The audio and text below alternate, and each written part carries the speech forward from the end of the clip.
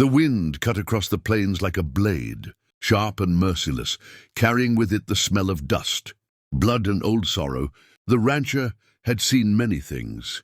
In his years on the frontier, men dying slow deaths from fever, women buried under nameless stones, children growing hard too early, but nothing prepared him for the shape lying half-buried near the dry creek bed. At first, he thought it was refuse dragged there by coyotes. Then the shape moved, barely.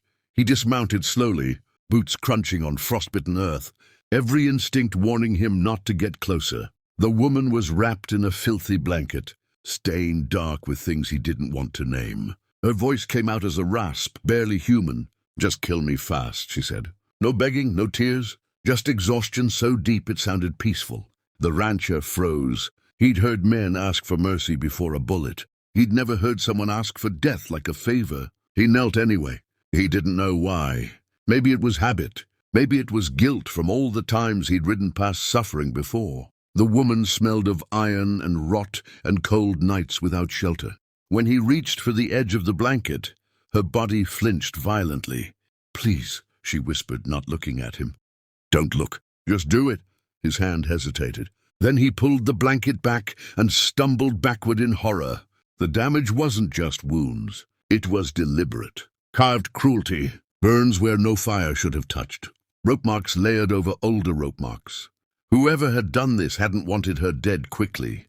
They had wanted her broken slowly. The rancher gagged and turned away, bile rising in his throat. He had killed men before, but this was something else. When he looked back, the woman had turned her face away, ashamed of surviving.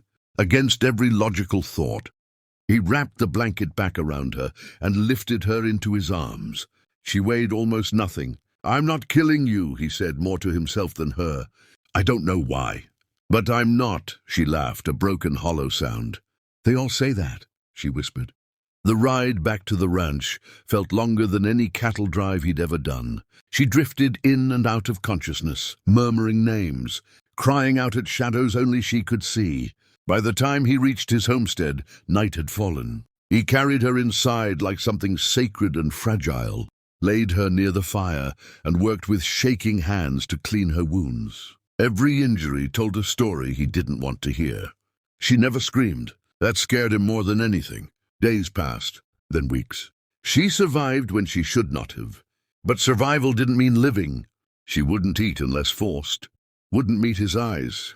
At night, her screams echoed across the fields, waking him with a cold sweat. He learned her name was Eliza, though she said it like it didn't belong to her anymore. When he asked who did this to her, she went silent. Not fear, something worse, acceptance.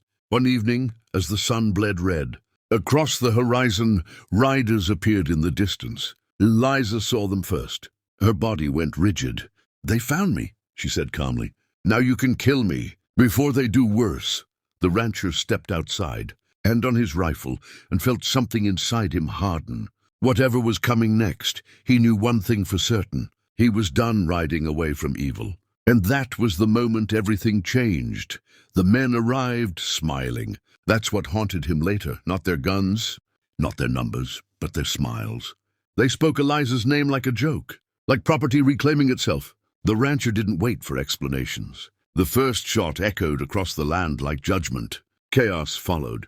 When the dust settled, 3 men lay dead, and one crawled away bleeding, begging for mercy he didn't deserve. The rancher leaned down close enough for the man to hear. "You don't get a fast death," he said quietly. "You get remembered." He let the man live, maimed, broken, carrying the truth back to wherever monsters gathered. Eliza watched it all from the doorway. She didn't cheer. She didn't cry. She just stood there, trembling, like someone witnessing justice for the first time and not knowing what to do with it. That night she slept without screaming, for the first time. Healing was not quick. Some wounds never closed. Some memories never faded.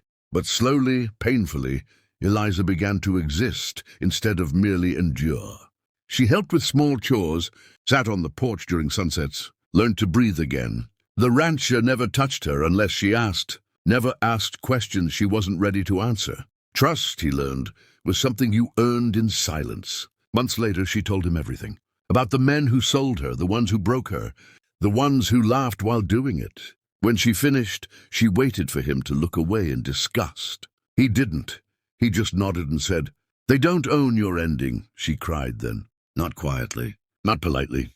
She cried like someone finally allowed to. The ranch became a place of refuge. Word spread. Broken souls found their way there, runaways, widows, men tired of blood. The rancher never turned anyone away. Neither did Eliza. She became strong in ways pain couldn't steal. Not untouched, but unowned. Years later, when travelers asked how the ranch began, Eliza would smile faintly and say, "It started the day I asked a man to kill me."